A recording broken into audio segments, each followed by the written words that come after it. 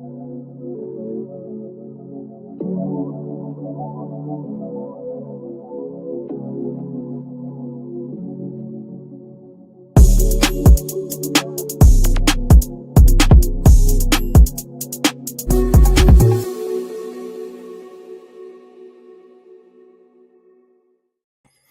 guys, what's up?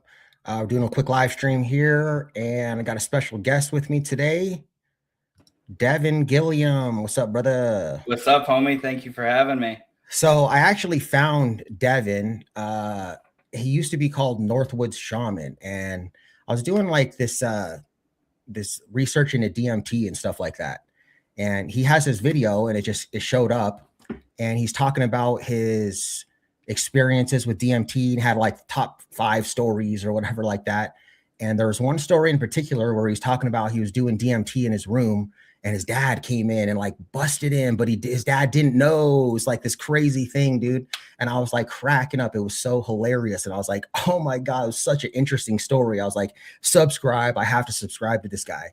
And I watched a few of your videos, and then these are like older videos. And then now, like you said earlier, you've really been taking it seriously. And he has like really like a good life coach, like really good advice, but also from a spiritual aspect to it as well. So I was like, oh man, this guy's awesome. So I just was in a couple of his streams and stuff like that, and we've been chopping it up on Instagram. So finally got together. I was like, I would love to do a collaboration with this guy, just kind of pick his brain a little bit and chop it up a little bit. So that's what we're here to do. Here I am, man, dude. It's taken long enough. I feel like we've been like back and forth for at least like a month now. Yeah, before getting going. Right. Yeah, I got some of my homies pulling up in the live. Yep, I see. Spiritual witch is my beautiful mother. Literally, she's so cool. Oh, really? She hangs out on my live streams. Yes. We got Charlie. What's up, man? Daddy Ilo. It's good to see you, bro. Yeah, dude. This is a first for me, man. Is this what they call panel live stream? Yeah, right. Yeah, this is sick. This is sick. So like, you know, and I figured it's going to be like this because all these are your people, and my channel's small. Your channel's the bigger one. So, but the spiritual witch, I feel like I've seen you around somewhere, and that you got the 1111 on there. So you must have got a lot of your like kind of thought process from her, I would think, right? Well, wait, hold on real quick. Did you change the layout of yeah. Yeah, you did. Okay, that's what it is. Go like this. I can throw you on a solo. No, I liked it when it was both zoomed out. Oh, you like this better? Yeah. Okay. Yeah. I mean, if the homies like it more zoomed in, but no, that looks better for me. It keeps the definition there. Okay, cool. I don't have a preference, so that's cool. Hey, Charlie, I love you, bro. No, dude. So like my mom, the way I always remember it is, I mean, first of all, my mom is a beautiful, angelic human being. Her name is literally Angela, and she's always been attuned to the spiritual, you know. And as a kid, the two things that she instilled in me the most were magic is real and mama never lies. Now, those were two things that I took to heart. And when you put them together, they make a beautiful statement. Magic is real and mama never lies. And those were two things that I carried throughout my childhood, you know. And as a child, I was very imaginative and I loved playing and pretending, and I was creative and thinking, and I loved going outside and pretending and like going into completely different like dimensions of playing, you know. And I was very imaginative as a child. And, you know, there was this really interesting phase when I was like 12 years old. It's funny, my mom, I guarantee she remembers this. At like 12 years old, you know, naturally we kind of start growing up, whatever the hell that means. And I started not wanting to play as much as I used to, you know, and it was this feeling of being like I wanted to play, but I also didn't want to. Like, I didn't want to play with my toys anymore. I didn't want to go outside and do the things that I used to anymore. And it was this horrific feeling because it was like I wanted to still be a kid, but it's like the thing in me that was able to like was disabled or something, and I was losing touch with it. And it was like I was being ripped away from that childlike wonder and growing up. And it was horrifying to me at such a young age. And, I kind of leaned into it from like 12 to 15 or so. I grew up or started growing up, and like I started smoking weed and getting girlfriends. And then I started getting in trouble with the law and stuff like that. And, at 16, when I took LSD for the very first time, that was my first time ever taking psychedelics. That, absolutely ascertained for me with certainty. Oh, okay. We don't grow up. We don't grow up. The idea that I've grown up and lost that childlike wonder was only an illusion. It was not true, and from like 12 to 15, I kind of would have considered myself an atheist. Like it was kind of like that feeling of, when you learn Santa isn't real. That's how I started to feel. I was like, oh man, is God even real, dude? And I didn't have really any context to understand or believe in God or higher power. But at 16, it completely cracked that open and reintroduced to me what I had, started stepping out of at like 12 years old. But no, my mom definitely was a very strong influence in the divine feminine, the motherly Gaian aspect of reality and earth. You know what I mean? But yeah, she was absolutely impactful in that area. I feel like I've seen her. Maybe I saw her in your chat. Maybe that's Probably, what it is. yeah. But I feel like maybe in the spiritual community, hey mom, do you watch like tarot or anything like that? Maybe I've seen you there. But you said something interesting. You said that like growing up is an illusion or something like that. And I honestly feel like when you're a child is when you're grown up. And then as you get older and you start coming into your ego, right? Then you start to drift away from that because we're born with spiritual amnesia, right? When we're born, we're in what's it called? Theta, right? Where you're just present all the time. It's like when you first wake up in the morning, you're kind of groggy. That mental space is called theta. And that's what we are as a child. You're just always in the present moment, which is one of the topics that I wanted to talk about. Mm-hmm. And like when you're a child, you're not thinking as much. You're not using your mind, your brain. You're just in the present moment. That's why, children, they're very selfish because, they don't know any better, but they're just in the present moment. So like once you tell a child what a bird is and explain to a child what a bird is, they'll never see a bird again. They'll only see their thoughts. Yeah. Right. And so that's cool. So yeah, like when you're a child, that's really you're the closest to being Zen and being, present that you'll ever be. Yeah, you're not looking at life through your conceptualization of life. You're looking at life itself. Mm-hmm. I heard Terence McKenna make that very same quote of the child that sees the flashing iridescent display of beauty come in the window. And then the mother walks into the room and says, "Oh, honey, that's a bird. That's called a bird." And at that moment, the child never sees the bird again. Mm-hmm. Yep. Right.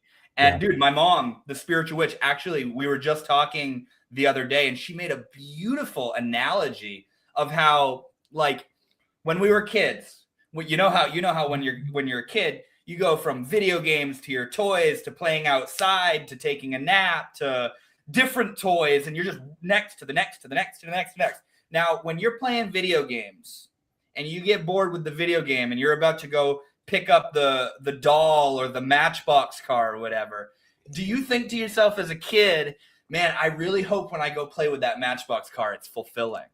I really hope that I'm going to have a good time when I go and play with that doll. Or I hope when I go outside and pretend to be a wizard that I have a good time. I hope it's fulfilling. No, we don't do that because we're under complete conviction that it's going to be an amazing time, and it's going to be so amazing that that's why we're going to do it. Mm-hmm. And it's this beautiful, like you said, present in the moment, not separate from the moment kind of energy that we have as a child, where we're so invigorated and invested in what we're doing that we don't dilute it with that's how we do things these days. Is that really what I want to do? I hope I have a good time going out tonight, or I don't feel like doing that. I don't know if I'm gonna have a good time. I'd rather do, you see what I'm saying? Yeah. We get all in our heads as we get older. It's really fascinating. I think it really starts about somewhere around 5 years old, because like when you have memories, right? Like you think, your memories maybe about 4 years old, the earliest that you can remember. So I think that's when it starts, is about 4 years old-ish. You start to become into your ego, right? And then you, instead of being in the present moment, you start associating yourself with your thoughts, right? Because you're getting smarter. And so I think that's pretty much the age, and then after, as the older you get, and I think that's one of the purposes of life, really. I think the purpose of life spiritually is to learn how to create, learn how to manifest, and to remember who you are, right? And so the longer that we go, the further from who we really are we become, right? And then, the older you get, like you said, oh, I'm going out to hang out with my friends. Am I going to have a good time? Like the mind just goes on and on and on and on forever about anything, right? If you think about it, how often are you quieting your mind? You're walking your dogs, you're doing whatever. You're always thinking, oh, I got this doctor's appointment. Oh, what this thing that happened 15 years ago, right? Like you're just constantly thinking, and it's not good or bad. That's what the mind does. The mind is a powerful thing. You can do a lot of things with the mind, right? You can, build a house. You can, do a live stream. There's all kinds of things you can do. But the problem is that people associate themselves with their thoughts as though those are what we are.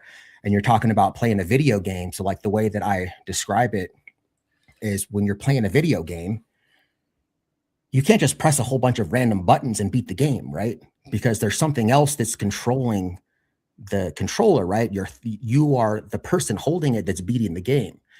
So the controller is like the controller is the mind. The controller is like your thoughts, right?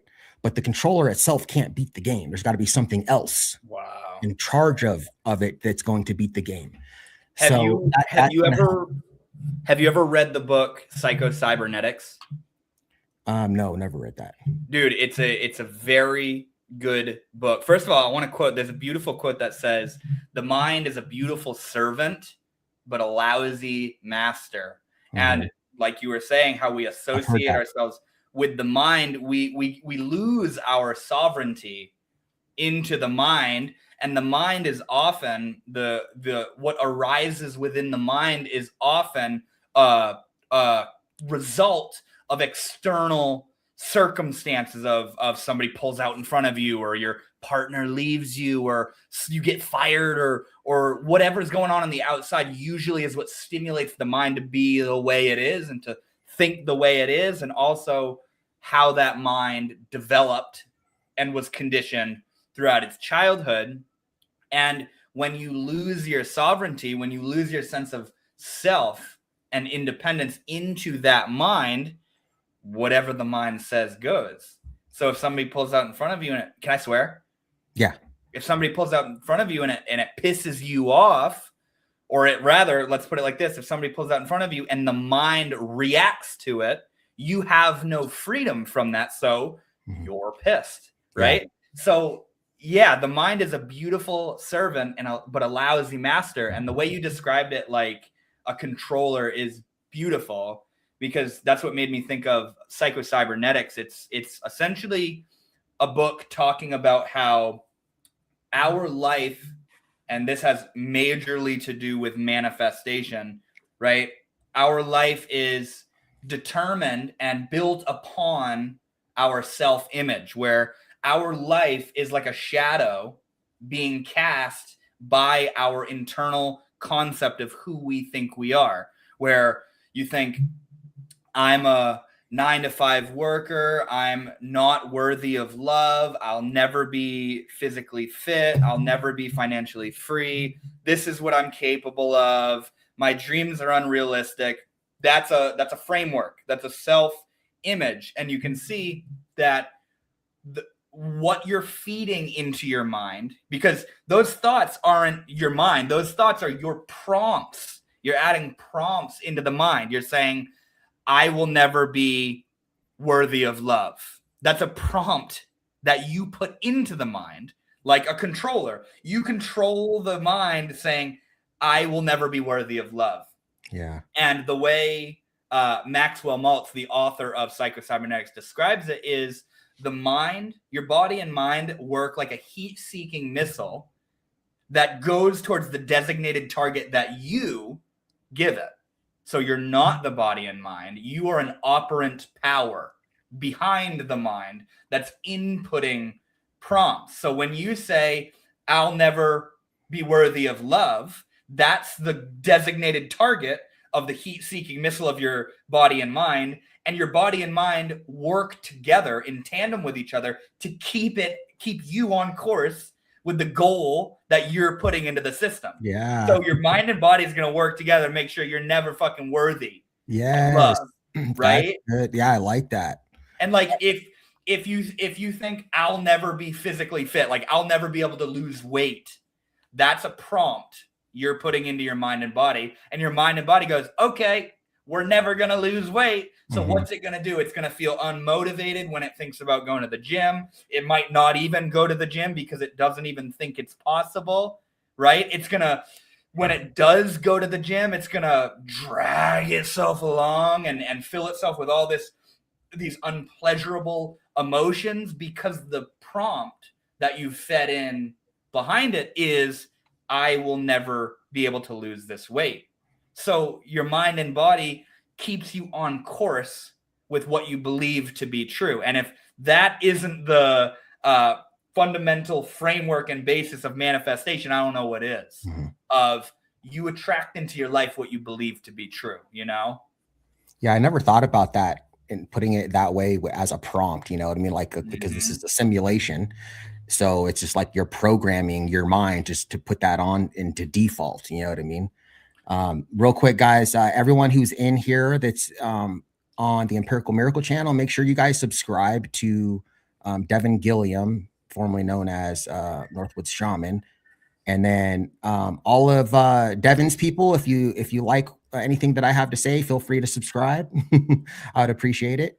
But I'd like to talk about what the soul is, because we were talking about, like I was talking about how, you know, we're 4 years old, you start associating yourself with your thoughts, and then we think that that's what we are, as our thoughts, right?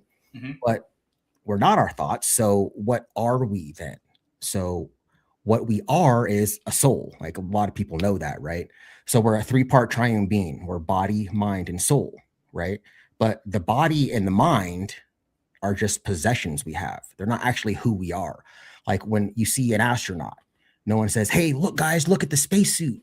Check out that spacesuit, guys, right? No, he's an astronaut, but he has the spacesuit. So that's what you are. You're a soul, which is pure consciousness, singularity, and you have a body and a mind, duality, right?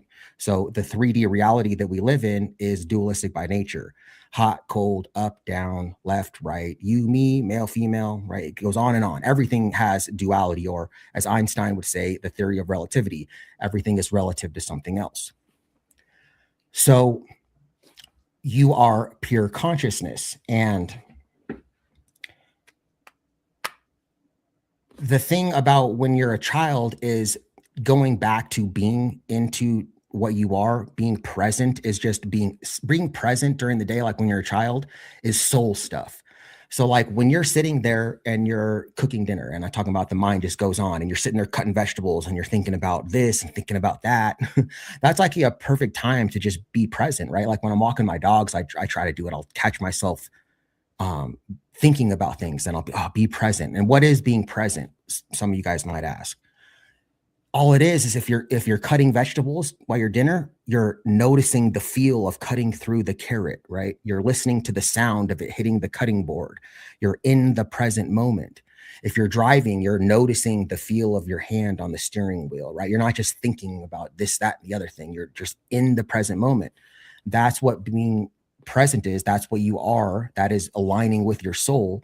And that's basically what meditating is, right? When you're meditating, you're just in the present moment. You're clearing your mind of all of your thoughts. So you're just there. That's basically what being present is.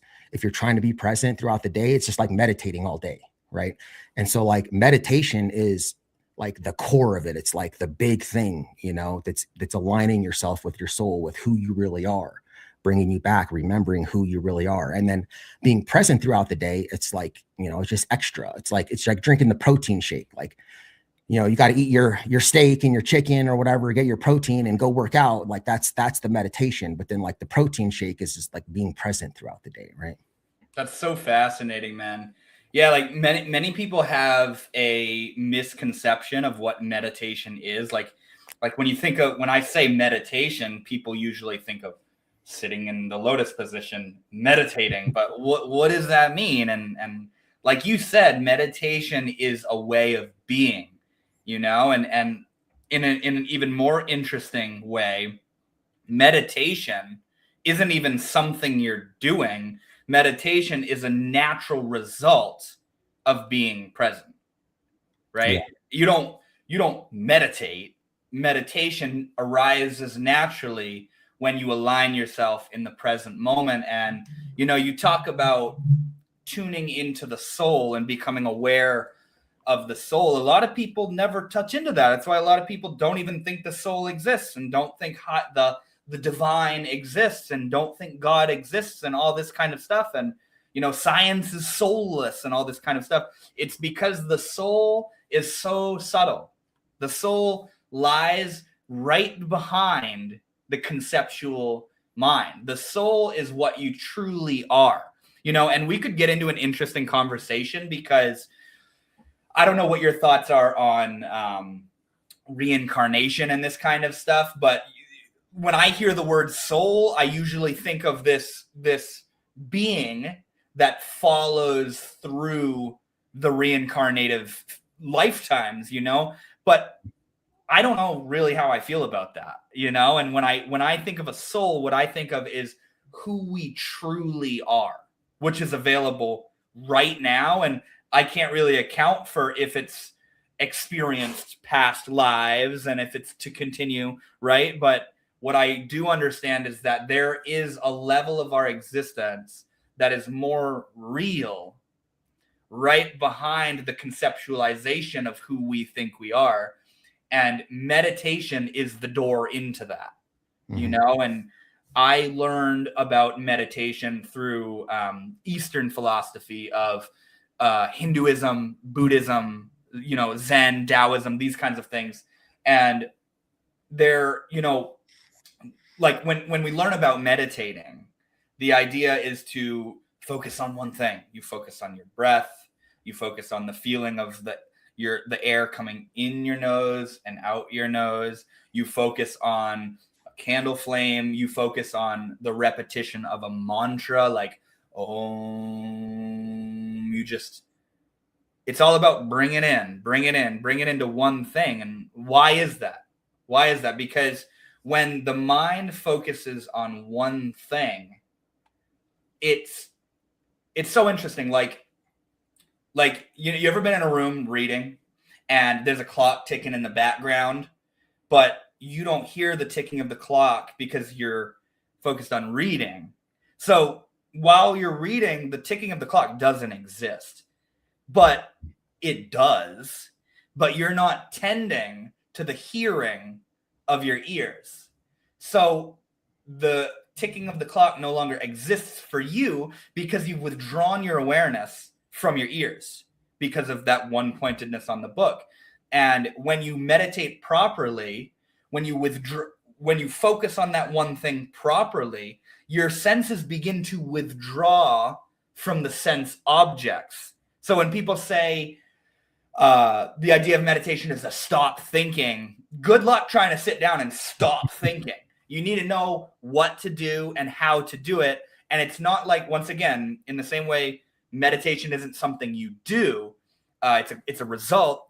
When like no longer thinking isn't something you do, it's a result, and it's a natural result of becoming one-pointed, which also means being present, where when you are fully with the moment, your senses withdraw from the sense objects and you stop conceptual. Like it's like what you understand your senses to be is a conceptualization, which is what builds the whole world around you. But when you become so one-pointed, your senses stop being informed by the mind of what they're sensing.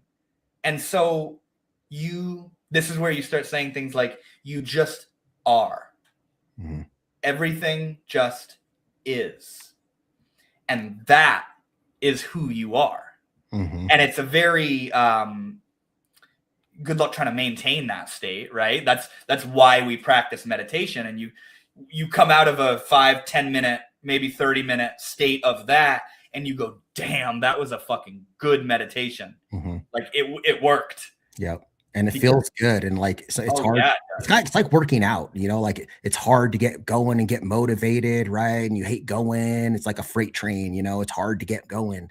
But then once you get going, it's also like a freight train. It's hard to stop, right? Same thing with working out, same thing with meditating.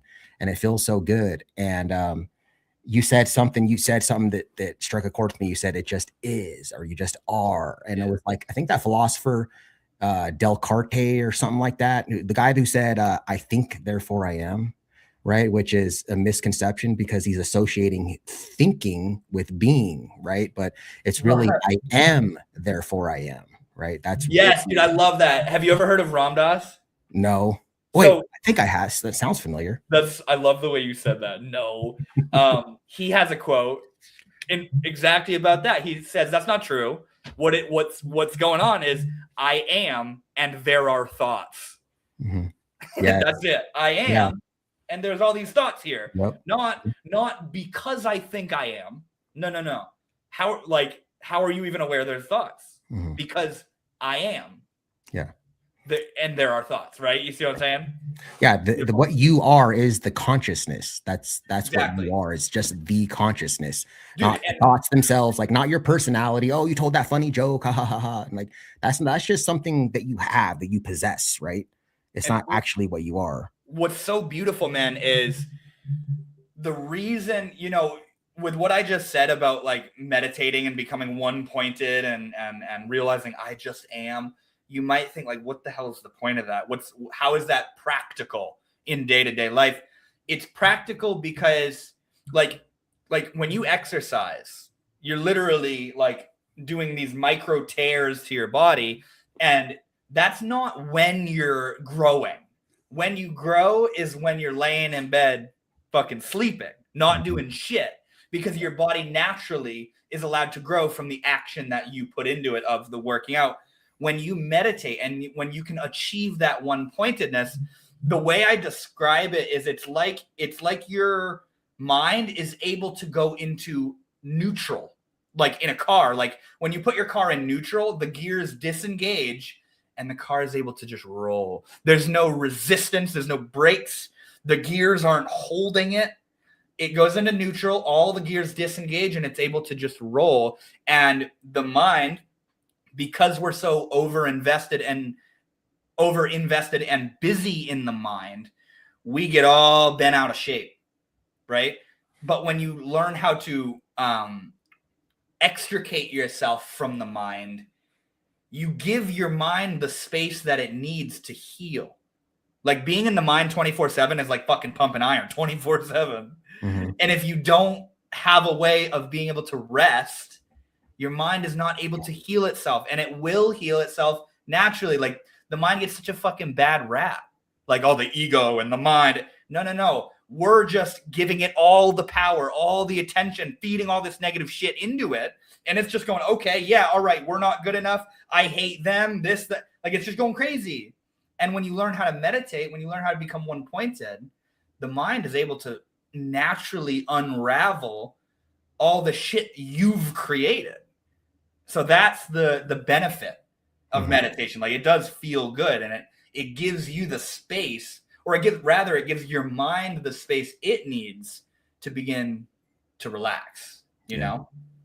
I never thought about it that way with the whole working out analogy. Yeah. That's true. And your mind just needs time to freaking like a break, basically. You know what I mean? Because like even when you're sleeping, you know, like I guess your mind gets a break finally when you're sleeping, but then when you're conscious, and then, you know, that's something else that would be is an interesting topic too, because I've been listening a lot to Dolores Cannon. I don't know if you listen to her. I've heard of her. I haven't listened to her much, but I've heard of her. Because, you know, she's talking about, I feel like, you know, because the 3D reality that we live in is so dense, right? It's just like, it's like in your face, right? Gravity, and like, it's the hardest planet, the hardest, or at least one of the hardest to incarnate on, right? But like, you know, people talk about, you know, like nothing that is worth doing is going to be easy, right? Like no one's going to pay you more money to do less work, right? With the pain comes the growth, right? Without the pain, there's no growth. Just like working out, no pain, no gain. Mm-hmm. So like when people choose to incarnate on Earth, because, you know, that's where most of the growth happens. You can choose to incarnate on other planets or other, you know, realities, dimensions where it's much easier and it's better life, right? But the growth is so slow there because it's so easy, right? So that's why people choose to come to Earth. But, you know, when you choose to come to Earth, people are like, you know, your ancestors and your, you know, spirit guides and stuff are like, are you sure you really want to go there? Because, you know, it's going to be difficult. And, you know, like Dolores Cannon says, she says the Earth is a school, and you can't dude, go from kindergarten. I'm literally just gonna say that. Yeah, you can't go from kindergarten to college. You got to go through all the grades. That's what the lives are, right? And like we talk about the purpose of life, like I said, and you know, it's to learn how to create, but it's to learn lessons, right? That's all it is. And a lot of you guys, you know, the people that watch my channel that aren't really too much into this stuff, you'll notice that God will put a lesson in front of you. And if you don't learn the lesson, like if you're in a bad relationship, you notice how you get into you didn't learn the lesson, you go into another relationship and it's like the same thing. Like she's like the same person, Oh, dude, that's different bad. body. It's because you didn't learn the lesson you're supposed to learn. So like when you go through a bad time, you're supposed to figure out what was the lesson that I was supposed to learn from that. And people will be like, oh, I didn't learn anything from it. It was just a terrible situation, terrible time in my life. That is, you think, then you went through all that pain in vain. You didn't learn anything, and now you're just gonna have to relearn it in another partner. And then if you don't learn it in this life, if like when you have to learn it again in this life, I call that summer school. And then when you die and you don't learn it, well, now you got to repeat the grade. You got to come back and do it all over again. Dude, right? That is precisely why I don't regret anything, because it happened for a reason, and I'm under complete conviction as well that this life is a school, a training ground where we're being grown, and every single thing that happens, every relationship, every death in the family, every death of a loved one, every job that you start and quit, every place you like, everything is lessons that we're undergoing. It's all for our growth. But like you're saying, we have to have the eyes to see it like that. And like, you're absolutely right about when you don't learn the lesson, it's just going to happen again, because assuming that this is a school, the reason you attract, or even completely like dismissing that for a moment, the reason you attract what you do into your life is because of a deeper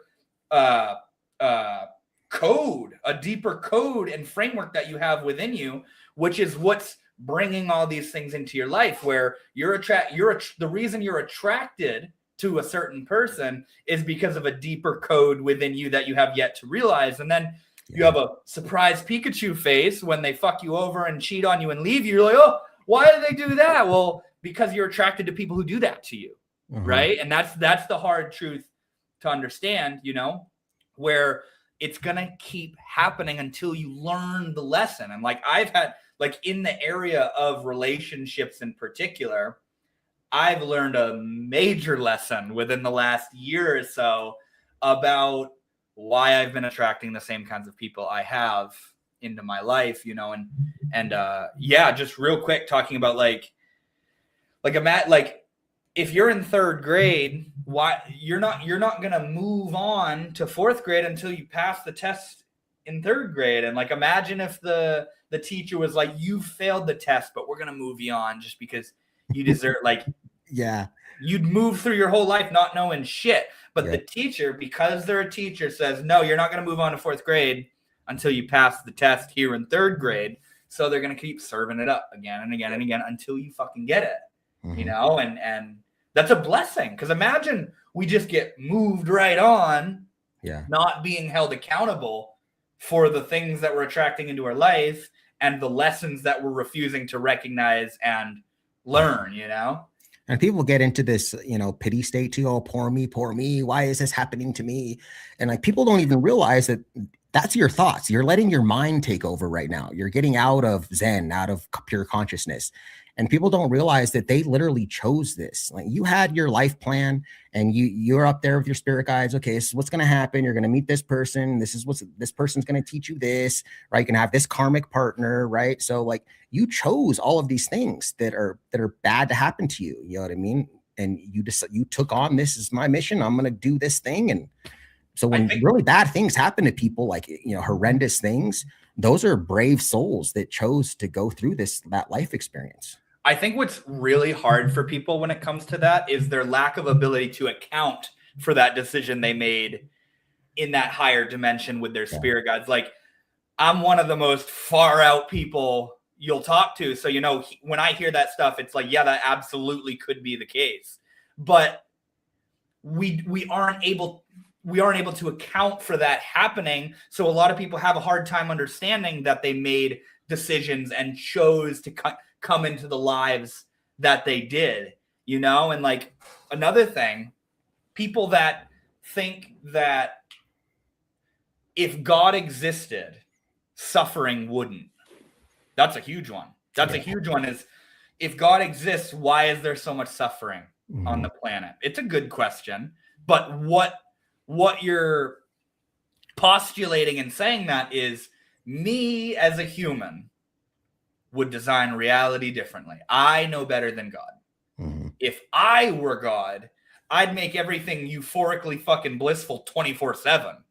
That's the most obvious human idea we could come up with of, if God exists, why is there suffering? You're basically saying, if I was God, I'd make everything fucking awesome all the time. Yeah. It's a pretty elementary idea, and to me, the presence of suffering is not evidence of the lack of existence of God. If anything, the presence of suffering shows and validates to me that God is way further out than we can account for. You see what I'm saying? Like, God is willing to drag our asses through the mud because God knows what we're actually capable of. Mm-hmm. And also, you could tie that in. We choose to go through these horrendous experiences in our life because that higher soul understands the lessons that are to be learned through those experiences, Yeah, like when people, say, oh, if I was God, I would, make things perfect all the time. People don't understand that's impossible. So like, without, again, duality, without pain, how can you know pleasure, right? Exactly. You couldn't. So like, and it even says in the Bible, and I'm not a Christian and neither was Jesus. I think Jesus was trying to teach us all the things that we all are capable of too, not just him. But in the Bible, it says God is love, right? But how would God even know that he was love unless he were to experience what the opposite of love is, which is fear, right? Mm-hmm. That's why God created all of us souls. So like, and this is a theory, but I don't know how it all happened, but essentially, let's say if it was the Big Bang or whatever it was, all of these trillions of souls came out from God, right? So that God can have consciousness to experience itself, to understand what pain and bad things are. Therefore, it can appreciate what it really is. So I say that all of the souls here, because we are God, right? You are a co-creator with God. And so it's like you take the ocean. So God is like the ocean. And then all of us individual souls are like the waves in the ocean, right? We're all of the same God, all the same thing, but we're all having our individual experience. Dude, that's what you are. I made a video probably like 2 years ago or so, and the title is "Society Doesn't Exist." And the reason it is like a controversial title, but the idea is that, bro, right now you in your mind say, I am live streaming with Devon. In my mind, I say, I am live streaming with Empirical Miracle. Notice how it's both I'm right. And then everybody watching this right now in the chat, I'm watching a live stream. See how it's all I. But the I, you can think of it as the literal I, or the letter I is looking through different vantage points. It's different apertures in different places, but it's the one eye being spun through different minds, different vessels, and like you like when you say society is just a bunch of eyes. It's a bunch of you. It's a bunch of I. So when people say society needs to change, society is an abstraction. It's not real. You are a society. So what and obviously I'm not being delusional. Society is a collective of people, but the idea is that it's not this separate entity from you. You are society. And like what that's speaking to on a deeper level is how it's all the self. We're all only the one self looking through different points. And like you said, God, the divine, the ultimate, did that deliberately so that it could experience the multiplicity of itself. Because how would you get to experience what it's like to be in love with somebody if it was all one 24/7? How would you get to experience what it's like to be heartbroken? How would you get to experience what it's like to go on a walk, or to have a pet, or to get a job, or to travel, or to have a friend, or a falling out?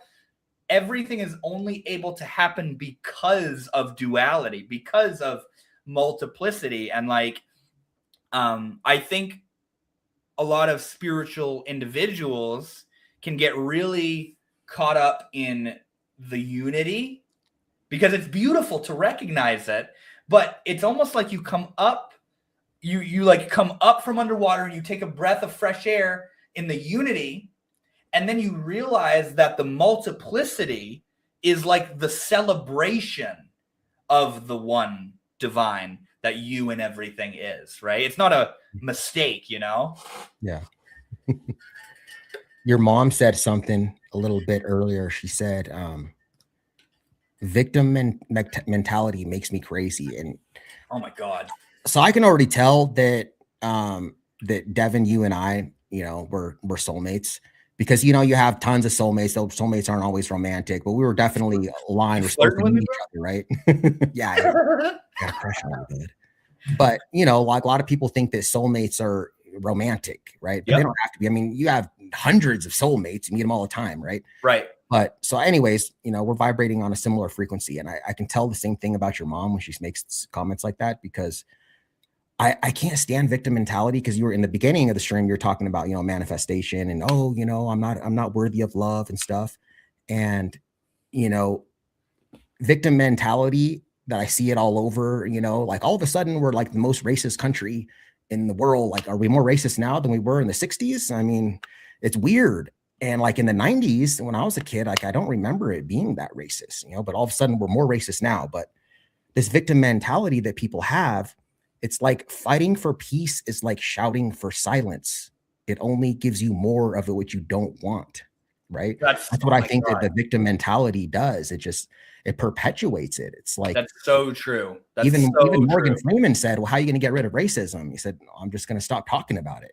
How about you stop referring to me as a black man, and I'll stop referring to you as a white man? And man, then that's so true. Like to quote Ram Dass again, first of all, he has this example of how he was a beautiful spiritual teacher, like an OG hippie and beautiful person. I highly recommend looking into him. But he talked about he'd go to peace rallies and everybody's like, we need peace, damn it. Yeah. And it's like he'd leave feeling tense and just all like frustrated and stressed. And that ain't it, bro. That ain't it. You're being just the opposite end of the same pole, right? But and then to quote him again, he says, the best thing that I can do for you is to work on me. And the best thing you can do for me is to work on you. Where if you want peace, you got to be peace. Yeah. Once again, it's the same thing as saying society needs to change. No. Yeah. That may very well be true. I wouldn't argue with that. But what are you going to do? You're one sovereign being. What are you going to do? Protest that society needs to change and then not do shit yourself, not be an example of the change you wish to see? It's also cliche and stereotypical to say it, but it's stereotypical because it's true. Mm-hmm. We need to operate and live our life from the change we want to see in the world, you know? Yep. Yeah. Mother Teresa was really good at that. She said she would never go to like a anti-war rally. You know what I mean? Like she's like, I don't want to go to anti-war. You're focusing on war. Like she was really in tune with the law of attraction. But she said, like, I think when you said like pro-peace rally or something, I think it was more of an anti-rally, right? Rather than pro-peace, because they're like, no more war, Yeah, right? That's really pro-peace yeah, rally. But like she said, don't invite me to an anti-war rally, invite me to a pro-peace rally, right? Where you go and you appreciate the peace. Gratitude is the number one emotion associated with manifestation, with attracting things into your life. When you can just be grateful for the things that you have, you'd be surprised on how fast you start manifesting things into your life. It's huge, you know? bro. It's But huge. being in a sense of lack, you know, it's just like you're just going to attract more of it. And I know, like, sometimes people, you know, they know this, but they let their mind take over, right? That's the problem.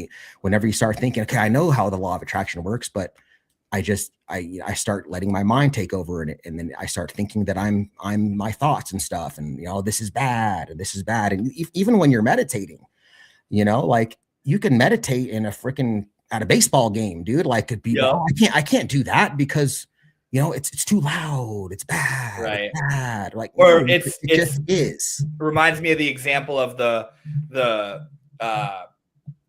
you know, the parent that's sitting in the room meditating and their child starts crying and asking for something, and the parent says, leave me alone, honey, mommy's trying to get enlightened.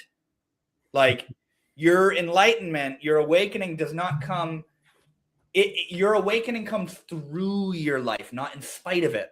The baseball game is the most brilliant way to meditate. If you're at a baseball game in that moment, that is where your awakening is. Your awakening is never anywhere other than where you are in that moment. So when you're meditating and your child interrupts you by coming and crying or whatever, that is your meditation. And to sit there and think my meditation is being interrupted by my crying child, that's the delusion. That will only pull you further away from meditation. Whereas to tend to the child is more in line with the path, you know? Right. And dude, yeah, about manifestation, like, first of all, it gets such a bad rap.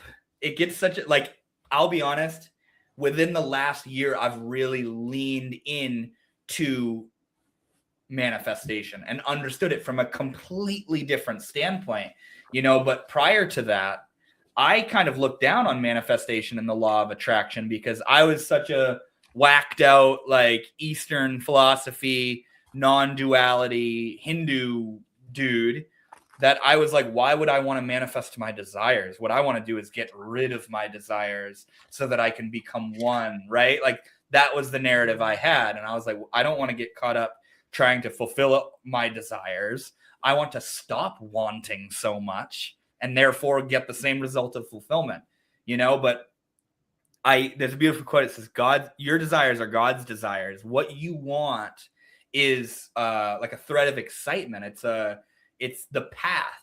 You're being called, you know, and to follow that is your highest good. To follow that is your path, and to get rid of all the shit that says you can't do it and you're not good enough and you don't have what it takes, and like all the doubt and everything. Like, we need to listen more to our passion and our desire than we do to the voice of doubt, you know, because the lack of faith and the voice of doubt and thinking it's not possible, it may seem bad, but all it's trying to do is keep you safe by keeping you in the known.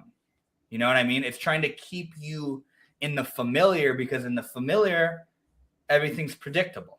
You know, you go to the same job, do the same thing, come home to the same person, eat the same food, you go to and from work the same way, watch the same TV shows, do the same things on the weekend, rinse and repeat, rinse and repeat. That's safe, but it's oftentimes not fulfilling. But we sacrifice and let go of wanting to become fulfilled in exchange for feeling safe, you know. And the law of attraction is risky business, because what you want requires you to step outside of what you currently are, the framework of how you view yourself now, where, you know, whatever the hell it is you want, obviously what you want, it means it's not here now. It's not it's not resonant with who you are now. And you're sort of looking up and out at it. And in order to make what you want a reality, you need to become the person who can have it, which is where a lot of us get weird, you know? Yeah. Yeah. And people need to just stop stressing about it anyways, because again, when you're born with spiritual amnesia, right? So a lot of people just think that this is it, right? Like, this is all we have, right? You know, when you die, you're done. You know, people may go to church on Sundays and stuff, but they don't really believe that. Like, you know, they do, but they kind of don't, because they take life so seriously, and it's not that serious. This is just a simulation. This is just a game. It's a play. It's a movie, right? So like when you die, like when you go to sleep, right? So what you are is your soul, we were talking about. But when you're sleeping, your soul doesn't need rest. Your body and your mind do, right? And so like I said, you finally put your mind a little bit, you know, to rest, because you can't do it during the day. But your soul, imagine how bored your soul would get if it was just stuck in your body for 8 hours. Like, come on, wake up, right? Like, no, when you're dreaming, like, dreams are more real than this reality. You know, you're going to different dimensions. You're going talking to your spirit guides, doing all this stuff.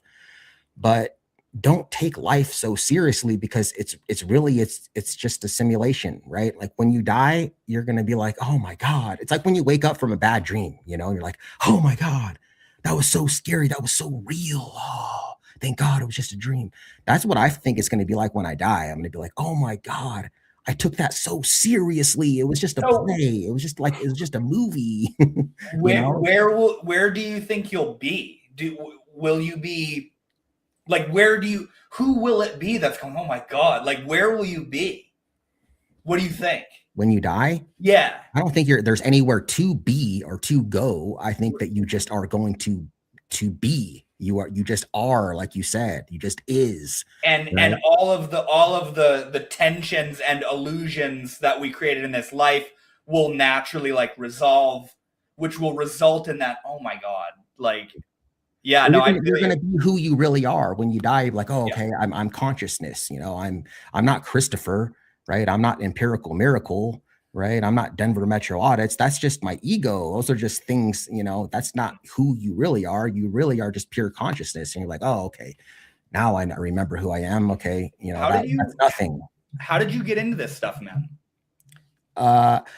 I got into my spirituality. I started my awakening from meeting my twin flame, which is one of the topics I wanted to talk about.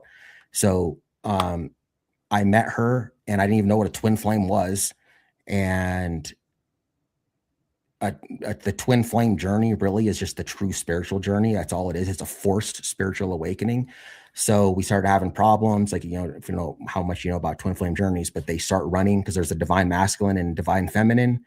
And if you're aware of a twin flame, you're the divine feminine, but it's not gender specific. So most divine feminines are females. So like even Plato observed twin flames, and he called it split apart theory. But they noticed that usually the runner was the man. So they just called that divine masculine, but it's not gender specific. Yep. So when I met her and then she started running, of course, that sparked my spiritual awakening. And then you realize what the twin flame journey is. And I started just all of a sudden I started seeing like 1111 everywhere, and like stuff started showing up on my YouTube feed that I never even watched. Mm-hmm. You know what I mean? These spiritual stuff. And I started realizing what a twin flame was. I was like, holy crap, I met my twin flame. And like, you know, God and my spirit guides and everyone was just guiding me to learn this stuff. And that's how I started it. And it was about 6 years, like 2018, 2019 is when I started my spiritual awakening. That's beautiful that it's led in the direction of you learning about your true self and the soul and that which is behind the mind and meditation and all of those things apart from the twin flame journey. That's beautiful the way it's like segued into all these different things. But no, the reason I ask is because you're speaking deep shit that not the average spiritual seeker or a person who is fascinated with it on a surface level understands. You know, you're speaking about somebody that like is actually like understands the truth behind the things that are being said, you know? Thank you, man. Cause that means a lot to me. Cause I can tell you're really advanced. You know what I mean? Like, you know more than me. So I'm honored to even be talking to you about stuff like this. Well, thank you, bro. Yeah. But like, yeah. So the twin flame journey, like a lot of times people like twin flames get romanticized and, you know, oh, I got to meet my twin flame, right? Like if you're trying to meet your twin flame, you probably don't have one, right? Oh, this is like, I would never wish a twin flame journey on anyone. It's like one of the most traumatizing things you'll ever go through, right? Like I've been through breakups and stuff, and you know, twin flame is on a whole nother level, man, because it's you. So what a twin flame is it's two incarnations of the same soul in the same timeline, right? So if you have past lives, you know, I was born in 1800 and then I died in 1850 and then I was born here, and now I was born in 1982 and I died, and then now I'm, you know, 2080 I'm born, right? It's linear, they think of it. But if you can have past lives, then why couldn't you just have two incarnations of the same soul in the same timeline? That's what a twin flame is. It's you. It's pure consciousness. It's another incarnation of your soul. And so when you meet them, it's your energy. And it's like it's just like, wow, I've never experienced anything like it before. But then usually about 8 to 12 weeks, they start running. Mine was about 12 weeks. And out of nowhere, for whatever reason, they run. And so that's what meaning they pull away. Yeah. And it causes this panic. And it's like, it's this obsession, right? And like I said, I've had breakups, but nothing like this before. I'm like, I've only known this girl for, you know, a few months. Like why am I feeling like this?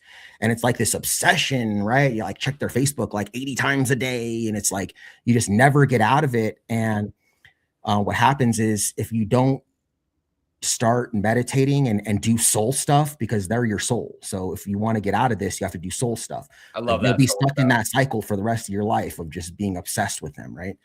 Because it's your energy, right? It's you. So you're just so attracted to it. It's your favorite drug, right? So I actually took this coaching from New World All-Star. His name's Kurt Johnson. He's like the #1 twin flame coach. And it was amazing. It was the best thing that ever happened to me. And I would recommend it for anyone, even if you're a twin flame or not, because he basically just talks about being Zen, traditional Zen spiritualism, and just meditating and being present.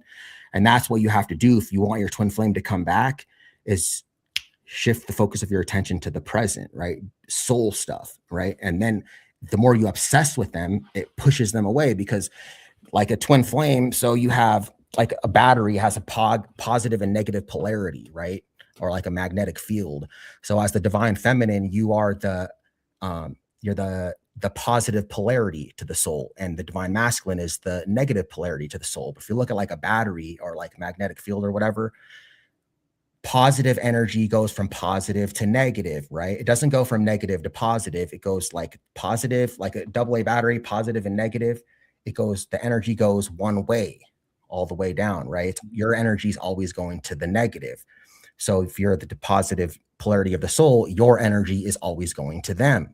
So the more you think about them and obsess over them, it pushes them away. And that's what causes them to start running. And when you pull your energy back and you just start becoming Zen and aligning with your soul, being present, then it gives them the capability of coming back to you. But it's gotten to the point now where it's like, because I remember him saying like, at least if you could just stop obsessing, wouldn't that just be worth it? I was like, yeah, that's true. But like gets to the point where like a lot of people don't end up aligning with their twin flame, because in order to maintain a relationship with your twin flame, you have to like, it's hard. You can't really show them empathy, right? You can't be like, oh, she's so cute, because now you're giving energy to her and it pushes her away, or her to him, whatever your situation is. That's far out. That's why most people try, once you've go through the twin flame journey or the true spiritual journey, people choose to align with soulmates because a soulmate is another soul. It's not you. It's not your soul. So therefore you can be that way. I can be, oh, I love you. Oh, I can be like that. But if you do that with your twin flame, then they just start running. So like twin flames are stupid. That's really, really fascinating. And I've never heard the twin flame journey be broken down in that way. To be completely honest with you, I first learned about the twin flame when I was absolutely devastatingly heartbroken from a girl that was like toxic and like just not a good situation, not talking to me, discarded me, so on and so forth. I learned about twin flame and I was like, oh my God, she's actually my twin flame. It's only a matter of time before she comes back. We're meant to be together. And that was my introduction to learning about the twin flame. Was I used it as a coping mechanism to make sense of a toxic relationship. Mm-hmm. And I'm not in a position to talk about the depth and the like what is actually entailed in a twin flame journey. But what I can say in that area is what concerns me is people that use the twin flame phrasing as a way to make sense of the toxic connection they're in. Where like, you know, I know a bunch of people who, or not a bunch of people, but like a few people who they're in a shitty relationship and they're trauma bonded to each other and they're attached, but it's their twin flame. But the reason they discovered that it's their twin flame is because the relationship is so tumultuous and so toxic, and they keep running away and coming back, and because they're addicted to each other and they're trauma bonding where they break apart and then they come back and there's this high and then it falls apart, that whole situation. And then they learn about the twin flame and they say, oh my God, that must be what we are. And they get the two all mixed up into shit where you're able to sustain the toxic relationship by guising it in the name of being a twin flame journey, which makes it seem to them like something that's beautiful, healthy. So that's my only concern is people, you know, it's called spiritual bypassing, people that use spiritual ideology to make sense of something that is actually more so based in our own trauma and our own habitual patterns of behavior and why we attract the same people we do into our life and that stuff. But what you did say about the chase, and when you chase, they pull away, and then when you decide to reinvest your energy into yourself, that naturally attracts them. Bro, that's something I talk about so much on the channel. It's something that's completely transformed my life of like, it's funny because I want to make a video talking about this, but you know, the moth and the flame. The moth flies at the flame madly, flying around looking for the light. Where is it? Where is it? Where is it? I want it. I need it. And then it's looking for the light and it doesn't realize that the light that it's going towards is a flame and kills itself because what it's like, it's so frothing at the mouth going towards what it wants that it doesn't realize that it's actually something dangerous just holding up this light, right? Mm-hmm. We want to reverse the poles. You talk about magnetism, dude, that's facts. We want to reverse the poles where we become the flame. We become the light that attracts what we want to us. We want to completely shift the poles from chasing to attracting. And the way to do that is to stop obsessing, to let them go. That's the biggest mind fuck for so many people is when somebody, like a lot of us get over obsessed and we over invest and we double down on the love and it starts to make them pull away. They don't want to be there anymore. You're coming on a little too hard. You're, you know, talking about like anxious and avoidant attachment styles, which is really deep stuff, you know. We start chasing.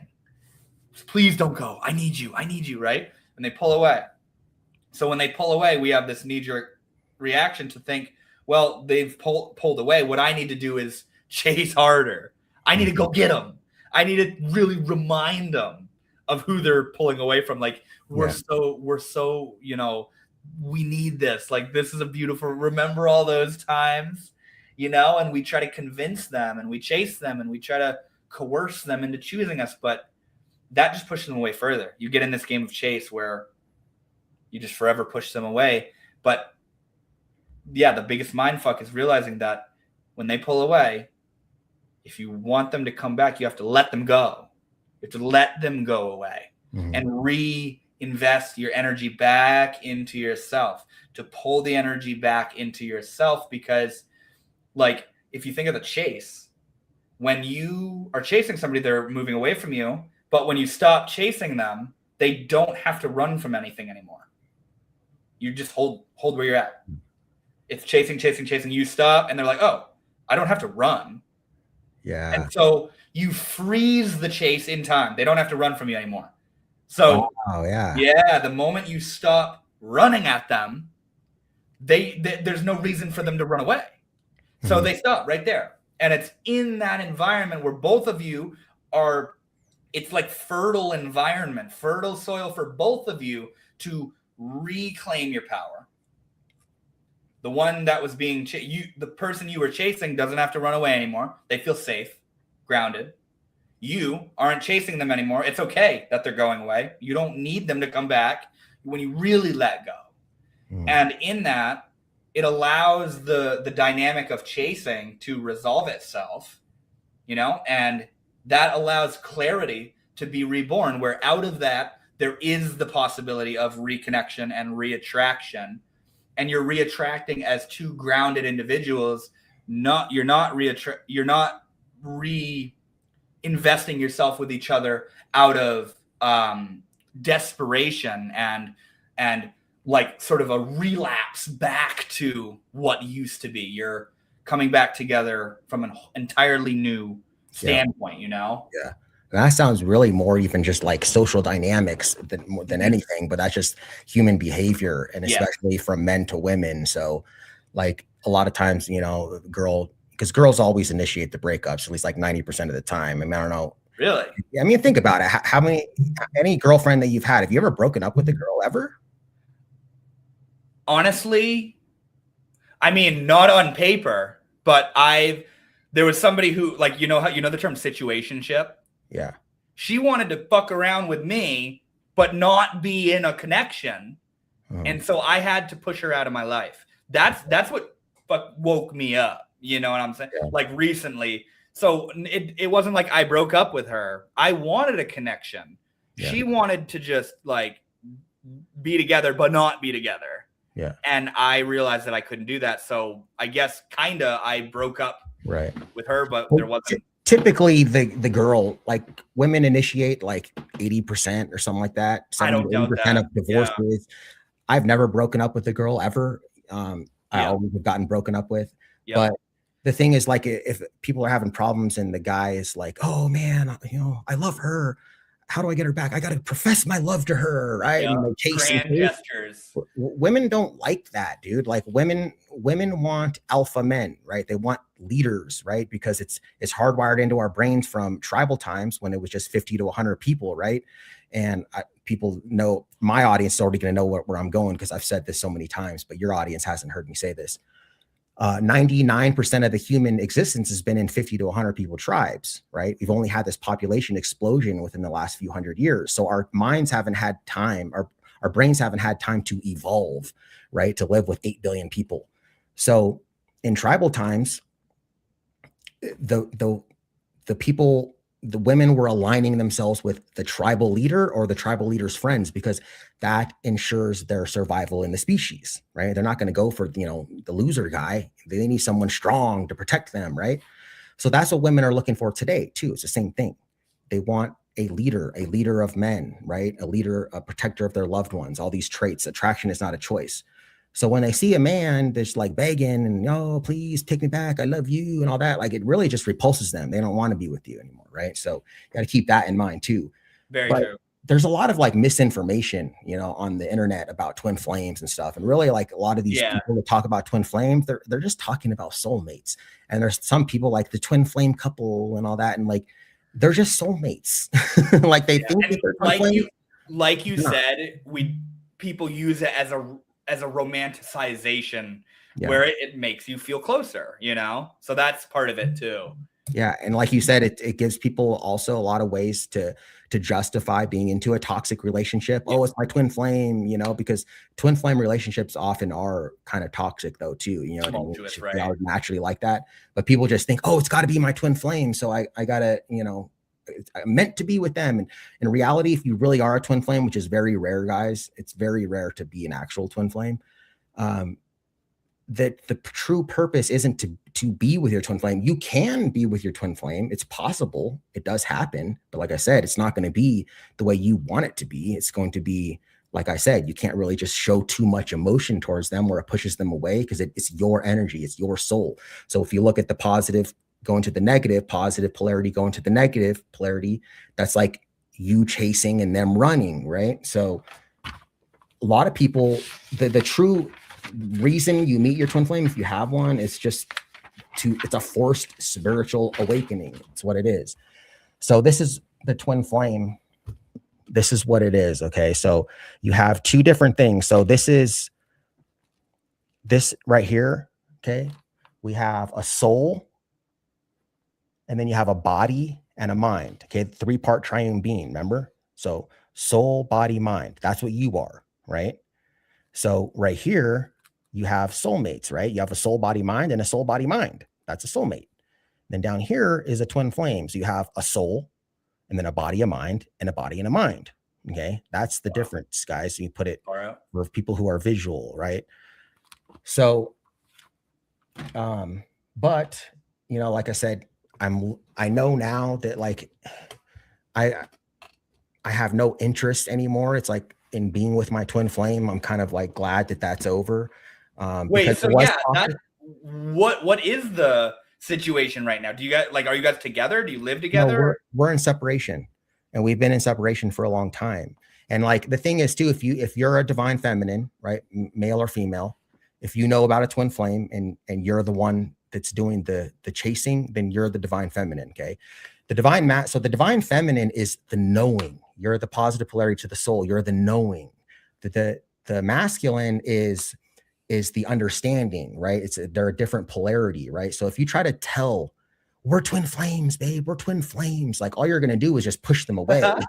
You don't want to explain to your twin flame that you're twin flame. You're my twin flame. Now you're chasing again, right? And it's just going to push them away more. That's what I'm saying. This is what's this turmoil, right? And that's what, again, the pain is where the growth happens, right? So then that's kind of how it led me to this whole spiritual stuff. You know? Yeah, man. And like what's really far out is, you know, your twin flame dips out and you're not together. And then you realize, okay, you realize what you're saying of, okay, I need to reclaim my energy, and that is what will reattract them. So then you get stuck on this mindset of, I'm reclaiming my energy to attract you. I'm not looking for you. Are you there yet? I'm not looking for you. Are you there yet? Or I'm being myself. I'm not chasing you. Are you coming over yet? That's what we end up doing. And when you talk on an energetic, like, yeah, you might not be texting her. You might not be going over to her house with a boombox, you know, and you're not doing that stuff. That's good, but that's only the physical. You're talking about energy. That energy is, are you posturing what? Like the reason you're reclaiming your energy is the motive in reclaiming your energy to get them back. If that's why you're reclaiming your energy, you're not actually reclaiming your energy. Mm-hmm. You're repositioning yourself to do what you think will pull them back, but that's not going to get you the whole way home. You can't fool the universe. Dude, exactly. You can't do something with this hand and then not let this hand know. Right. It's all clear. So it's really important to become aware of those subtleties of, I'm letting go because I want you. That ain't letting go, bro. Letting go is realizing, listen, man, it fucking sucks that we're not together. It sucks that we're not talking. I wish we could be back together, but I'm not going to force you. I can't. And I'm also not going to sit here waiting. I'm not going to sit here begging, and I'm not going to put my life on pause for somebody that's decided they don't want to be with me. So what looks like giving up and not wanting it anymore is actually just choosing you and continuing to move on with your life, where you can want the relationship and still let go of it, you know, and yeah, it's really far out and really subtle stuff. The way there's those sneaky little intentions in the letting go that we're doing, you know? Yeah. You can't fool the universe. So like I said, it's the true spiritual journey is really what the twin flame journey is. So if you're doing this, like, okay, I need to be present. I need to meditate. I need to do soul stuff so I can get my twin flame back. Yeah. Right. There you go. If you think, then you can't fool the universe. It's not going to work like that. You have to make it about the true spiritual journey and really work on yourself and becoming that your soul, what you really are. I am, right? Yep. I am, therefore I am. And once you do that, then eventually maybe they'll come back, maybe they won't, you know, maybe it's 10 years, maybe whatever. But by the time that if they do come back, okay, by the time they come back, you will no longer care. You will not have a preference anymore. Right now, when you're going through the first stages of the twin flame journey, you're obsessed with them. You want them to come back, right? You might even be starting to do the work because you want them back. But once you do the work, you will not have a preference either way if they're here or if they're not there. And then at that point, then you can make the decision. Do I want to do the twin flame? Do I want to be with my twin flame? Right. Or do I want to maybe choose a soulmate? You know what I mean? That's the true turning point where you do realize that you've let go, is you realize it's okay that we're not together. Like that's where you realize that you have reclaimed your energy. That's different than I'm letting go because I really want you to come back, you know, mm-hmm. way different energy. And also that energy is broadcasted to the universe, you know, where, like if you're not talking to somebody because you want them to reach out to you and you want them to come back, that they can feel it. It might not be conscious, and it most likely isn't conscious, but it is subconscious. It's a pressure. It's the chase dynamic. You're still chasing them. You're still saying, are you going to come back? I still want you. Where are you? Mm-hmm. And, you know, in past relationships that I've had, and also, dude, I can relate to every single thing you're saying in my own experience, just outside of the context of the twin flame journey, because it all resonates with me as well, of the chase. Yep. That's what really clicked with me in what you're sharing. And it does kind of fit more for just twin flames too. You know what I mean? Mm-hmm. It works for lots of, even soulmates too. A lot of this stuff works too. Yeah. Like I forget exactly what I was going to say, but the idea of the chase where like, you know, I'm realizing, okay, like if I want to get them back, I have to let go of them. All right. Okay. Cause I understand that stuff. Cause I'm a cool cat in spiritual lingo. I got to let go to get them back. Okay. So I'm gonna let go. I'm gonna learn. I'm gonna let go. I'm letting go. I'm letting go. Where are you? That's not letting go. And I'm at a point now, you know, I actually did recently just have a breakup, you know, a little over 2 months ago. And I have to completely come to peace with any desire I have to be together, even if I understand on a rational level that we're not a good match and we're not good for each other in where we are in our life. There's still the desire of wanting to be back together. Now, I need to accept that. The fact that there's a desire to be back together.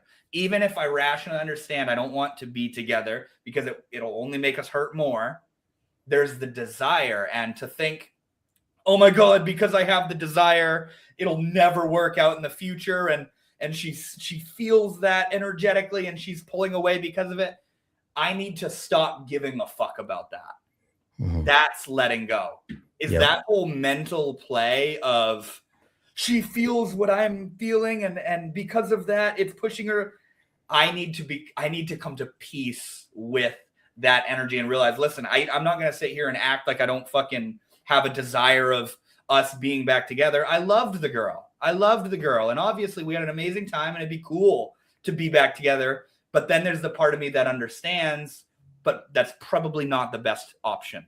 And I don't know if I actually want that, but I have to consume all those paradoxes into myself of realizing, listen, this is how I feel. Like, it sucks that we're broken up. And even though it is probably the best option, there's still the desire. And I just need to accept that shit. That's letting go. That is the letting go, is realizing, you see what I'm saying? It's almost like it's a paradox. It's a paradox. It is a paradox, dude. Accepting the fact that you want them and are having a hard time letting go is the letting go. Yep. That's the far out part. And that's the energetic stuff that does shift the poles. That's where the real shifts happen, is when you're not trying to fucking fool yourself, like you were saying, of I'm letting go, where are you? You know? Yeah. Like I said, when you truly have let go, and I guess this does go for any type of relationship, when you truly do let go, if they come back, you will no longer have a preference if you want to be with them or not. And the best way to let go too, that people need to understand, is you need to detox from this person. So you need to stop going and looking through your pictures and reminisce, like anything that you have that reminds you of this person, fucking get rid of it, dude. Throw it away. And if you don't want to throw it away, put it in a box and give it to someone here, mom or a friend, whatever. Can you just hold on to this until I say, like, get that stuff out of your house? Otherwise, you're just it makes it harder and harder the more that you think about them and reminisce about stuff, right? Dude, that makes it harder, it perpetuates it. Learning how to deal with a breakup is something that I'm like, learning how to work with and deal and move through a breakup is something that I'm very passionate about, as somebody who literally went through one 2.5 months ago. You know, you're so right about stop looking at the reminders. And detox, which means don't be friends. Don't fucking be friends, please. Like, that's such a far out thing people do, is like you said, when the person breaks up with you, they often offer being friends. Let's be friends. We can still be friends. You know, the reason they want to be friends with you is because they like you as a person. They don't want you as a partner. They don't want to lose access to you. So they're like, let's be friends. And also, it softens the blow on them for the fact that they just broke up with you. Yep. So that's why they do that, is to keep you in your life, keep you in their life, because they like you as a person, but they don't want the responsibility of the relationship. That's why they do that. And also, they'll sometimes do it to keep you as an option. They're saying, I want you to stick around over here, be a good dog. I'm gonna go over here and look at my options and see if I can find better. If I can't, I'll probably circle back to you. I literally had a girl tell me that. If you she straight up told you? She said, I don't want to be together right now, but if you stick around, I'll most likely circle back to you. Word for word, bro. Not even lying. I hope you told her to kick rocks, dude. That's what I had to do, or else I was going to fucking lose my mind. Well, even if she did come back to you, she would never respect you, because any high value man would not put up with that type of stuff. No, dude, not at all. Women do that a lot, though, dude. Now, you know, not to bash women, but I mean, women, again, it's hardwired into their brains to align themselves with the best possible person, because that's going to ensure her survival and her children's survival, right? In tribal times, it was who can protect me against all the dangerous things. In today's society, maybe it's not that so much, because we live in a more peaceful society, but it might be somebody with money. Like women people say, oh, they're gold diggers. Well, I mean, it's kind of hardwired into their brain, because money equals survival value. It's no longer who can pick up the biggest rock. If you have $1 million in the bank, I mean, you have survival value, right? You can ensure the survival of her and her offspring. So women are naturally always looking for the best possible thing that they can get, right? And so they do that sometimes. They think they can do better, and then they'll leave, and then they realize they can't, and they'll circle back around. And then if you do take her back, she's not ever going to really respect you anymore after that, because she's going to realize that you are a lower value man, because you just put up with some crap that she just put you through, right? So you always have to make sure that you hold yourself in high regard, and don't let anyone do that to you. That's a hard truth, is that you let somebody toss you out, go look for more, and then when they couldn't find what they thought they could come pick you right back up. You know, we really have to come to fucking terms with these kinds of things in ourselves, and we really have to realize like I'd rather be alone and lonely than desperate and in a relationship with somebody who doesn't respect me, you know? Like we have to make major fucking sacrifices, you know? And to complete the thread of what I was saying about the whole friends thing, our inclination to usually want to be friends with them, like they're like, but we can still be friends, and I'm gonna break up with you, but let's still be friends. We usually go, okay, yeah, that's cool. Let's be friends. Let's be friends. Because in our mind, that's the next best thing. That's the next best thing. And maybe if I stick around as a friend, they'll realize how loyal I really am, and they'll choose me again. Like, and dude, we just do all this shit that completely smears, first of all, and most importantly, our self-respect into the pavement, but also their respect of us, like you said.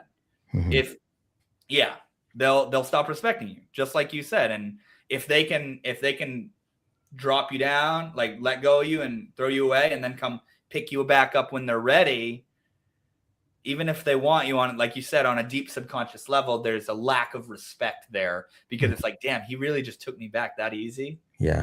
What the fuck?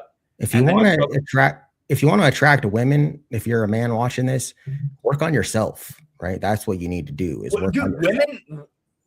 Wait, did you say as a man? As a man, work on yourself. Same thing with women. And women will come. Same thing with women, dude. That's the thing, is like, maybe that's one of my controversial stances, is that like the masculine and the feminine, it's a fractal. I'm in a masculine body. Yeah. And there's two masculine and feminine. In the physical, it's represented as two different genders. But within my body alone, it's like yin and yang, where yin and yang is masculine and feminine, but within each of them is the seed of the other.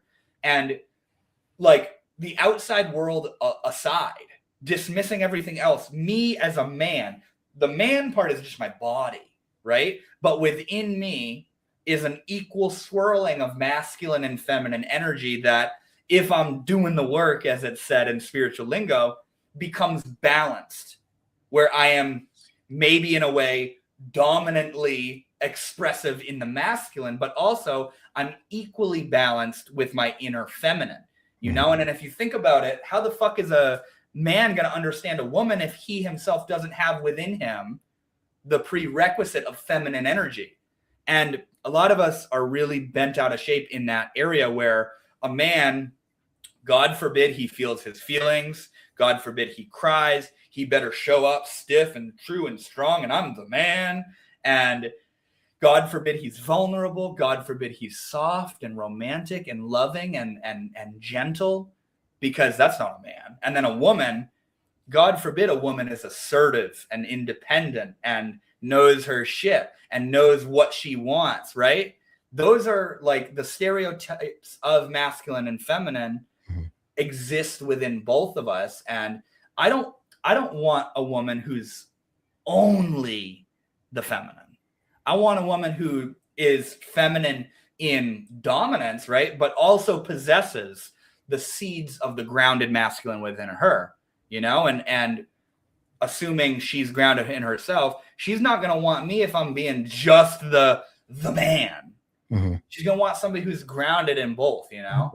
Yeah. Well, a lot of stuff that you're saying about this is goes with twin flames, and it goes with any relationship. But like 1111 is the master twin flame number, right? Like a lot of times people go through their twin flame journey, they start seeing 1111, you know, is the big number they see.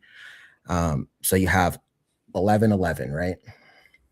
So you have the divine masculine and then divine feminine, right? Again, like I was talking about, two incarnations of the same soul, right? So divine masculine and divine feminine, 1111. But you also have, so the divine masculine has masculine energy and feminine energy, right? And the divine feminine has masculine energy and feminine energy, right? Both together, right? Yeah. That's one of the prerequisites to coming together with your twin flame, or maybe with anyone, is to learn how to balance the masculine energy within each of yourselves. And once you do that, then you can come together. 1111, right? 1111. That's absolutely true, and that ties directly in to what we were talking about earlier of the moth and the flame, of how rather than running like chaotically towards what you want, become the light that attracts what you want.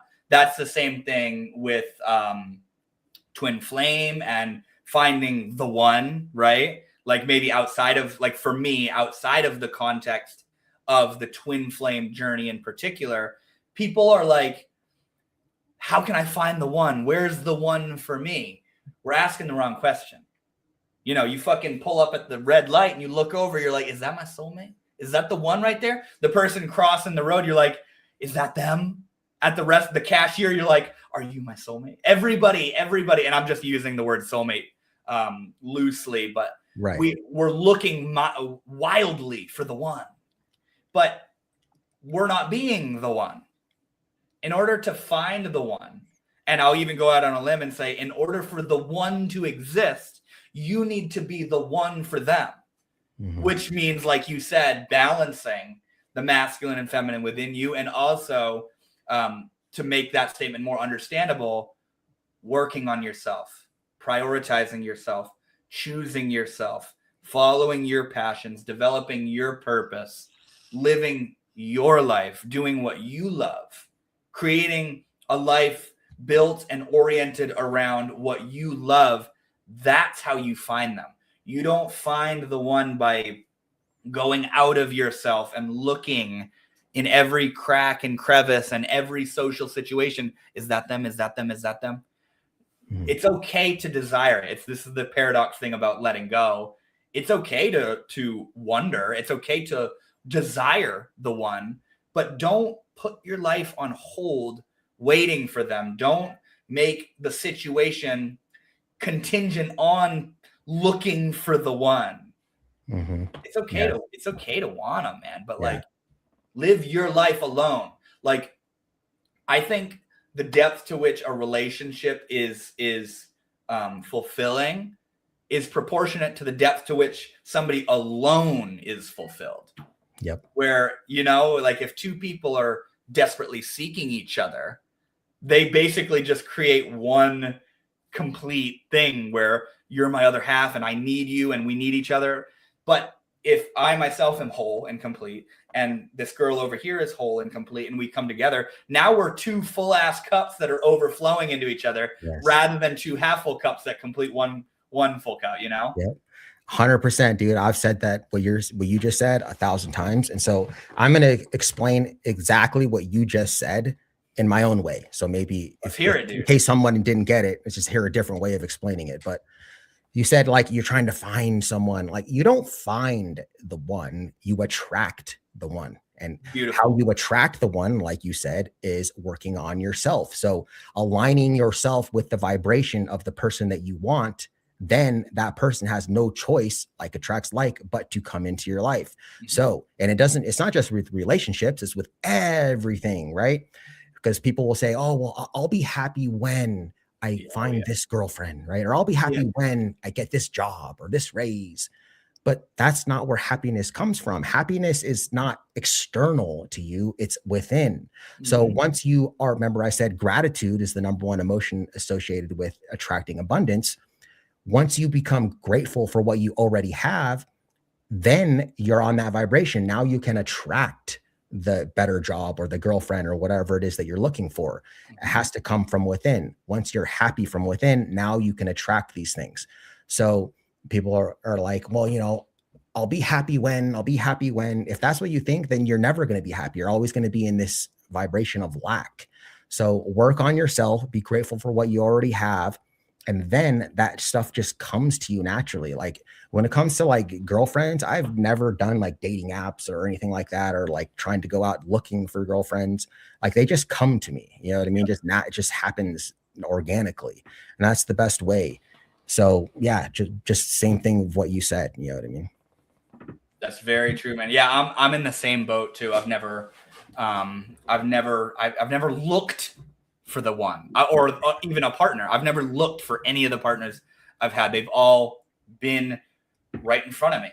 They just appeared, you know, and it's so beautiful when, you know, cause like we'll have crushes on and like be attracted to people, but very seldom are they attracted to us. you Yeah. know, and it's cool when you cross paths with somebody and you vibe with them and then you find out they vibe with you. It's a very, very beautiful feeling. Mm-hmm. And Yeah. sometimes, you know, like not everyone's meant to go with you on your journey forever. I mean, even marriages, 100% of marriages end, right? Either you get divorced Yeah. or one person dies. I mean, no one goes with you on your journey forever, right? So somebody could come into your life and you're vibrating on the same frequency. And then, hey, you know what? Once you learn the lessons that you're supposed to learn from that person, then maybe something will happen to where you guys separate. And it's There it not goes, good man. or There it bad. goes. It just is, right? So if somebody leaves and you're break up with them, you need to again think, well, this is terrible. I'm hurt, but what was it that I was supposed to learn from this? And if you Yeah. just say, well, I don't know, I didn't learn anything, it's just a bad time, well, now you just gotta have to redo it over. So you just gotta figure out anytime something bad happens, whether it's a relationship or, you know, I got in a car accident, whatever it is, what is the lesson that you learned from it? It could be Yep. something small, it could be only you can determine what you learned, what the lesson was. Yep. And it could be anything. And once you figure that little thing out that you learned, there you go. You learned the lesson. The Exactly. blessing always comes after the lesson is learned.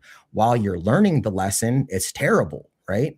But just like the sunshine always comes out after the rain. So the blessing always comes after the lesson. I think people need to really take note of that, where like when we experience like negative emotions, we want to run the fuck away from that shit. That's often why we're looking for what we want in our life. Is like, for example, looking for the partner is, I need you to give so that I can feel the feelings I want to feel within me. It's kind of a selfish intent in a way, where we're trying to get this feeling inside, and in a roundabout way we're trying to get rid of negative feelings. But when frustration and anger and jealousy and insecurity and fear and sadness, depression, all of it, when these things arise within us, rather than trying to go, oh my God, I gotta get the fuck out of this, like you said, ask yourself, what is this trying to tell me right now? What's the story that this emotion is trying to inform me of? Because emotions are energy in motion, and they're messengers. Like, the way I often think about the emotional dimension of ourself is, it's a baby that's crying. Not always crying, because the way the emotions change, but when you're experiencing negative emotions, it's like your baby is crying. Now the baby can't speak English, or it can't speak. All it can do is signal to you through outbursts.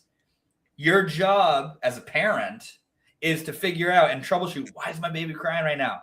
Are they hungry? Are they tired? Is there shit in their pants? Do they want a toy? Is it something that they just need to like ride out on their own, right? You need to troubleshoot that as a parent. That's what we got to do with our emotions too. When you're feeling angry, when you're feeling depressed, anxious, insecure, nihilistic and jaded and cynical and victim mentality and stuff, you need to see, okay, these emotions are myself signaling to my mind, because your emotions can't speak to you in words. Your emotions can't say, hey man, I feel like shit because of this. It's just the feeling. And our responsibility as a sovereign being is to acknowledge those feelings and say, what is this trying to tell me? It's like when you have a headache. The headache isn't the cause, it's an effect. It's there because of something. And when you have a headache, usually we're like, oh, where's the fucking Advil at? But like, my mom is gonna hate me when I bring this up, because she always tells me to like take the pain relievers when I have a headache. But what I like to do is sit with the fucking pain of the headache, and I'll take a nap, I'll get some fresh air, I'll drink water, maybe have some coffee. I like to find out, why do I have the headache? Yeah. Right? Because the headache is signaling a deeper underlying reason as to why the headache is even there. And rather than masking it, I want to find out, why is it there? And that's the very same thing we should do with our negative emotions, is rather than mask it and rather than try to run away from it, figure out why it's there, because it's telling a story. You're not fucking wrong or broken or not good enough because you're depressed and anxious and sad. And no, they're telling a story, and we need to learn how to have the capacity to be with it to begin to understand the story that it's trying to tell us, Yeah, I like that when you said your emotions are an indicator, Yes. right, of what's going on. So that's goes twofold. So number one, it's an indicator to learn what the lesson is that you're supposed to learn. And number two, it's also an indicator on the frequency that you're currently vibrating on. Right. Facts, So dude. if you're angry, right, or you're sad, those are negative emotions. That means you're vibrating on a low frequency right now. That's all that's telling you. So you need to shift that, right? It's okay to go to be sad and be angry, but learn whatever lesson you're supposed to learn from that and then shift it. Though you need to get out of that. You can't stay in that too long, right? When you're feeling good and you're happy, right, you're in a good vibration right now. You are attracting abundance into your life by just being in that vibration, right? Very good point, dude. That's very true. That was something I wasn't even thinking about how your emotions can also be indicators of the state you're resonating in. Like victim mentality or doubt or not thinking you're good enough. And that sometimes the lesson or what those emotions are indicating is that you're feeding yourself such horrible thoughts. Saying you're feeling like shit and the crying baby is actually signifying to you, hey man, you got to stop thinking the way you are. That's a very good point too, is your negative states can also be indicators of your negative psychological states where you're having an emotional headache because you're thinking so fucking negatively or you're thinking in such a bad way or a negative way that's resulting in that state. And also it's so beautiful to realize, once again, it's not a mistake that you feel like shit. It's a natural result of the way you're thinking and the way you're living. We underestimate the intelligence of our body and mind so much. We think we're broken when we're depressed or we're anxious or we're grieving a relationship that ended for a little longer than we think we should. And we think, oh God, something's fucking wrong. You know what I'm saying? Or we're grieving the loss of a pet or a loved one. And we're so quick to think that our emotions and our feelings are wrong. But they're teaching us, they're informing us, like you're saying. And man, we just got to learn how to listen more, Yeah, that's the key. That's your guide to manifestation, right? Like you were saying, earlier today in the beginning of the stream, is of learning how to manifest things. So if you're feeling bad, that's a signal that you need to shift out of that, right? Because the thought, like your mind, it's also like, it's a good thing. It's not, the mind does what it's supposed to do, but it can lie to you too. You know what I mean? And it can get you in trouble too if you're putting too much credence into your mind. Because just remember that your mind is not who you are.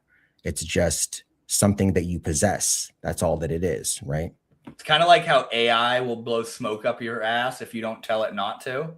Yeah, when you're out on ChatGPT, you got to say, "Give me the brutal, honest truth right now. I don't want you to sugarcoat things because it will cater to you if you let it."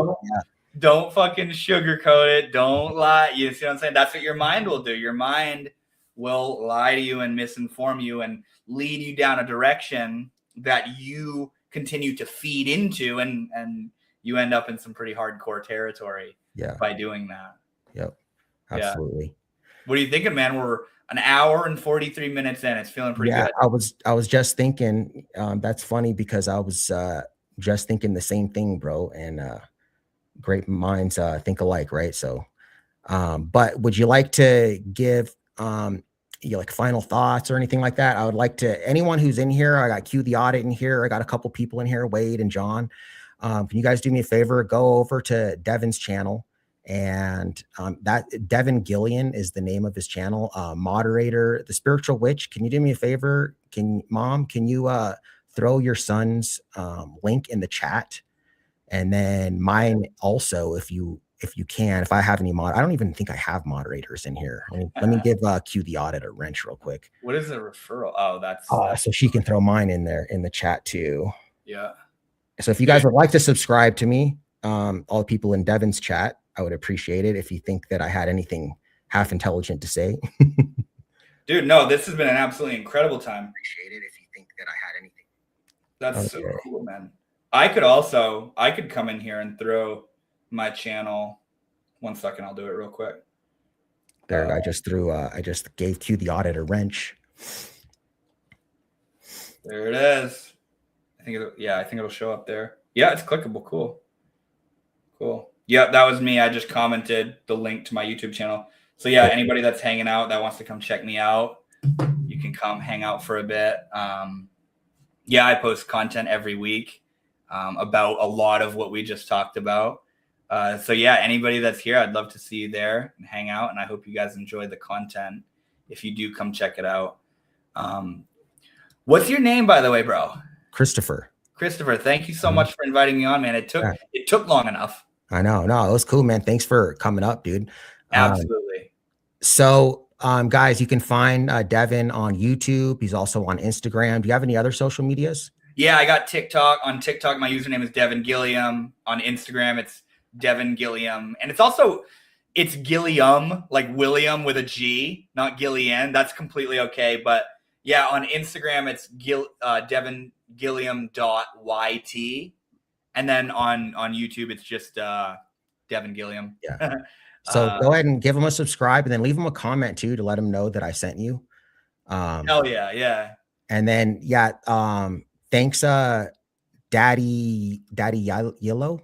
Daddy Ilo. Yep. Appreciate it. You already subbed to the DMA channel. So I appreciate that. That's my main channel. It's called Denver Metro Audits. I do a lot of activism there. I do a lot of go ahead. You're fucking killing it. 250,000 subscribers.